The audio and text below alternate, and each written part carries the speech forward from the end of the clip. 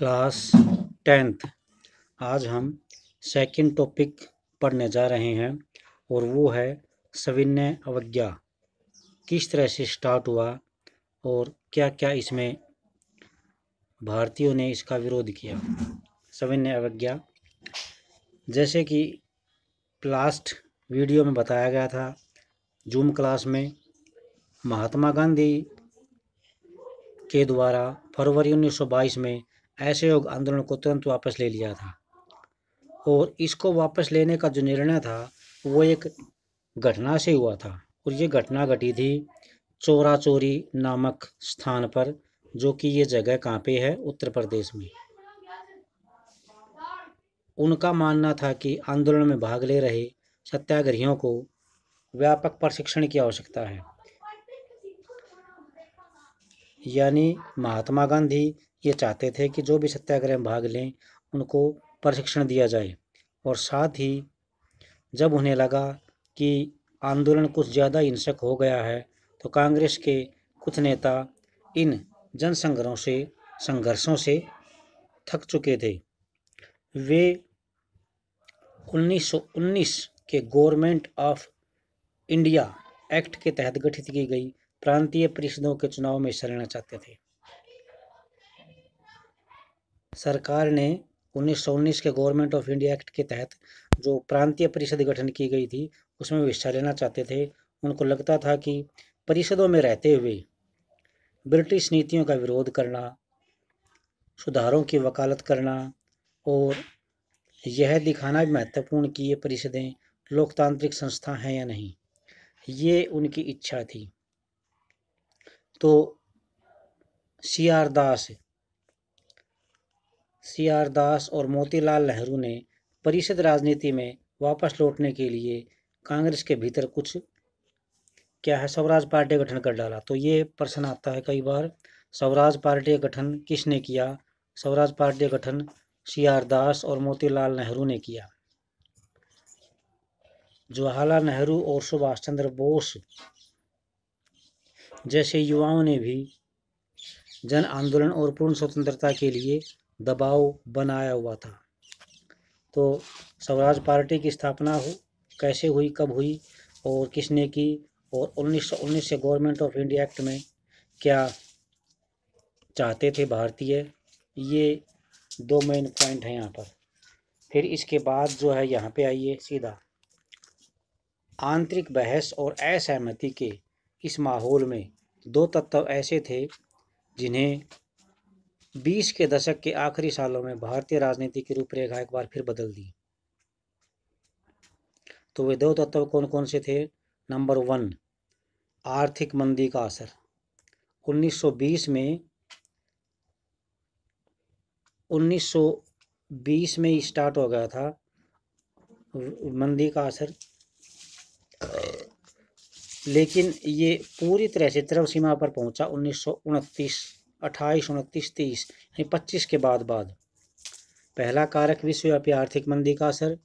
और 1926 में जो कृषि उत्पाद थी यानी प्रोडक्ट थी, फसल थी, उनकी कीमतें गिरने लगी। और 1930 के बाद तो पूरी तरह फसलों के मूल्य जो है कम हो गई, कृषि उत्पादकों की मांग गिरी और निर्यात कम हो गया। तब किसानों को अपनी उपज बेचना और लगान चुकाना भारी पड़ने लगा।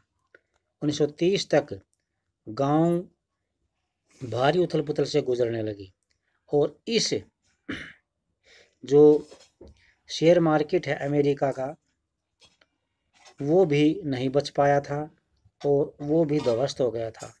तो इसी पृष्ठभूमि या इसी दृश्य को ध्यान में रखते हुए ब्रिटेन में नई सरकार बनी थी और वहाँ के प्रधानमंत्री थे टोरी। नई टोरी सरकार ने सर जॉन साइमन के नेतृत्व में एक वैधानिक आयोग का गठन कर दिया। यानी टोरी जो सरकार बनी थी उन्होंने साइमन कमीशन के नेतृत्व में एक कानूनी आयोग का गठन कर दिया। इस आंदोलन का काम क्या था वो देखिए आप, उसका विरोध क्यों किया गया। राष्ट्रवादी आंदोलन के जवाब में, यानी जो हमारे यहाँ रोलेट एक्ट, फिर असहयोग आंदोलन, खिलाफत आंदोलन ये जो चले, तो राष्ट्रव्यापी आंदोलन के जवाब में गठित किए गए इस आयोग को भारत में संवैधानिक व्यवस्था की कार्यशैली का अध्ययन करना था। ये प्रश्न भी पूछा जाता है भी,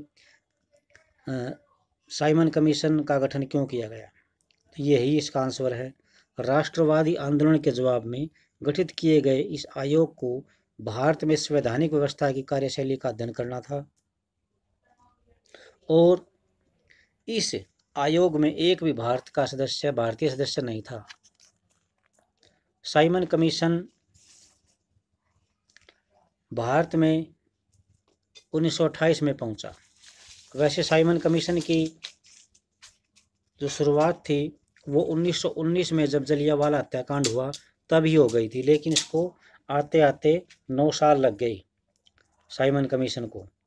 1928 में तब भारत की प्रमुख राजनीतिक पार्टी कौन सी थी? भी कांग्रेस पार्टी, और उसके द्वारा साइमन कमीशन का विरोध किया गया, नारे लगाए गए, Simon commission go back.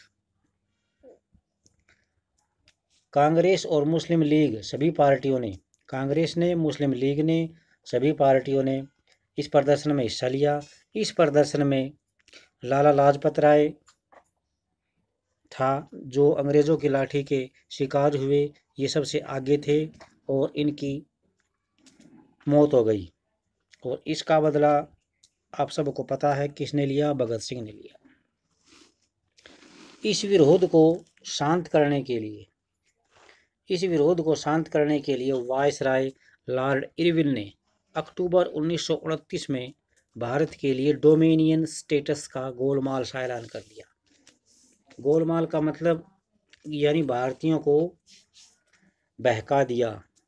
Dominion status यानी तुम्हारा खुद का राज होगा, तुम खुद अपने देश के कार्य क्या बनेंगे, प्रधानमंत्री, राष्ट्रपति, ये सारे तुम्हें ही अधिकार होगा, डोमिनियन स्टेटस। और ये ऊपर लिख रखा है 1923, 31 और 32 गोलमेज सम्मेलन हुए थे।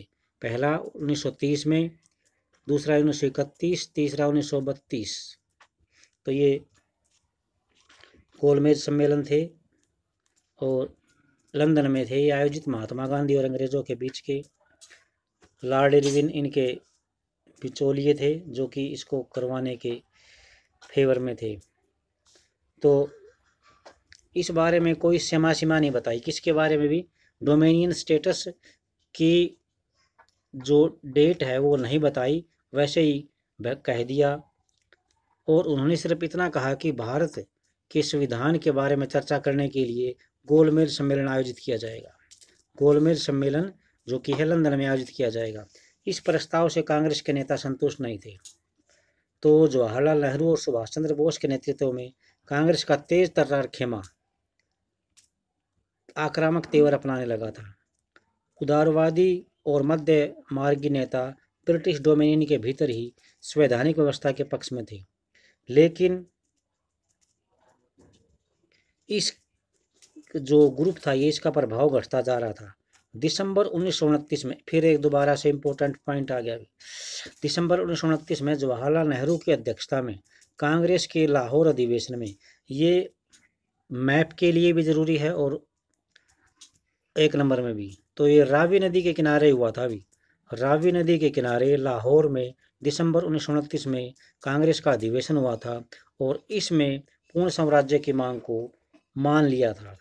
इसमें तय किया गया कि 26 जनवरी 1930 को स्वतंत्रता दिवस के रूप में मनाया जाएगा और उस दिन लोग पूर्ण स्वराज्य के लिए संघर्ष की शपथ लेंगे।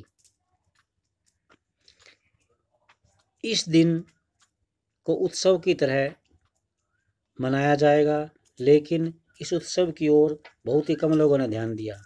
अब स्वतंत्रता के इस अमूर्त विचार को रोजमर्रा की जिंदगी के ठोस मुद्दों से जोड़ने के लिए महात्मा गांधी को कोई और नया रास्ता ढूंढना था। तो आज के लिए इतना ही। नेक्स्ट हम पढ़ेंगे नमक यात्रा और सविनय अवज्ञा आंदोलन। तो ये जो चीज़ें बताई गई हैं इनमें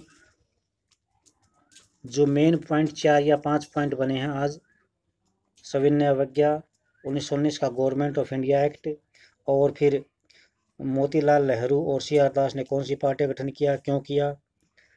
फिर डोमिनियन स्टेटस का गोलमाल सा ऐलान कब किया गया, किसने किया, लॉर्ड इरविन ने किया अक्टूबर 1929 में। फिर गोलमेज सम्मेलन कहाँ पे हुए, तीनों लंदन में हुए, 31-32 और रावी नदी के किनारे। 1929 में कांग्रेस का अध्यक्षता किसने की, जवाहरलाल नेहरू ने की। और पूर्ण स्वतंत्रता दिवस कब मनाया गया, 26 जनवरी 1930 को मनाया गया। तो ये 4-5 चीजें हैं, इनको याद करना है। थैंक्स।